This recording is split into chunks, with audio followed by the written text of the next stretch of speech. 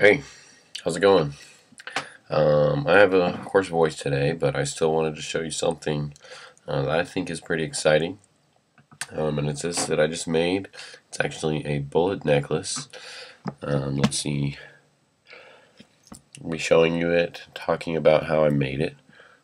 First of all, I just want to say I would not recommend that you try to make one of these yourself at home.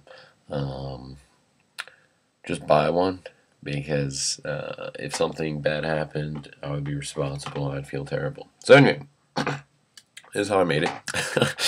Now that I just told you not to make it, this is actually a bullet from a 30 Mini 30. This is the same round used in AK-47s and some other assault rifles. But anyway, what I did is I had to pull this bullet off. And then inside of here, I had to pour the gunpowder out. I actually poured it in the grass because they say it's good.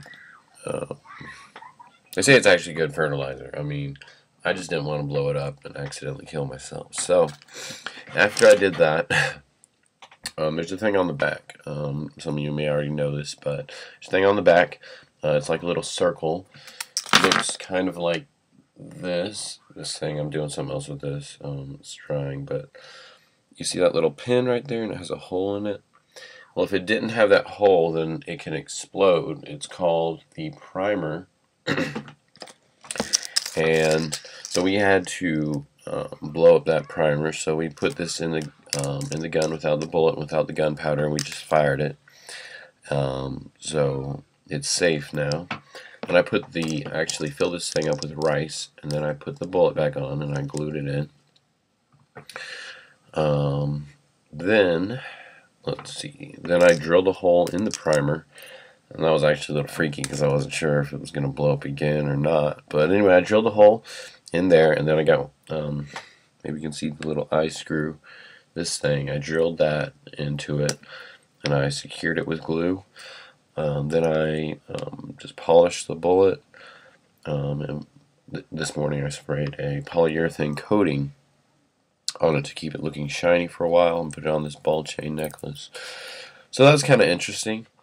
And one thing that may be going through you guys' mind is, what's up with that guy? You know, is he morbid? Is he like obsessed with war or whatever, guns, or I don't know. And the answer is no.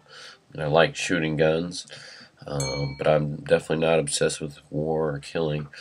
I do. I mean, if I just watch a war movie, it'll basically ruin my mood for that whole day. So I'm kind of a. Anyway, let's not talk about that. But the point being, excuse me, the point being, I'm not big into war, but actually, I mean, I of course realize there are good times when killing is necessary, when war is necessary, especially when you're protecting somebody's rights, somebody's life. Maybe you're protecting a nation from an enemy, from terrorists or whatever. But anyway, what this bullet, especially this bullet being an AK-47 round bullet, it does remind me of war. And it reminds me that everybody is in a war. Everybody's in a war. And we're either on God's side or we're on our own side. And the bad thing about being on our own side is that we're actually on the devil's side. We're actually on sin's side. We are opposing God, and because of that, we will be punished. Now, here's the thing. We can't get over onto God's side by our own works, but we can get onto God's side by what Jesus has done for us on the cross. So for Christians, that's people who, through Jesus, through Christ, we are on God's side now. We still fight this war. Now, it's not against non-Christians. It's against evil. It's against sin. It's against things that are against God's way. So there's that. There's the constant battle that a Christian has. There's a constant war that they have where they have to choose God's way instead of our own way, our sinful way. There's that, but then there's also the fact that I need to be telling people that we're in a war. Because if you're not a Christian, you're on the wrong side, and that's going to end up in you getting destroyed, punished with hell. That's a serious thing. So that's one of the things that I think of when I look at this necklace. So if you think it justifies the necklace, I do too. If you don't, well, we disagree. But I just thought that was kind of fun to do, and I thought I'd share that with you guys. So I hope you liked it. And talk to you later.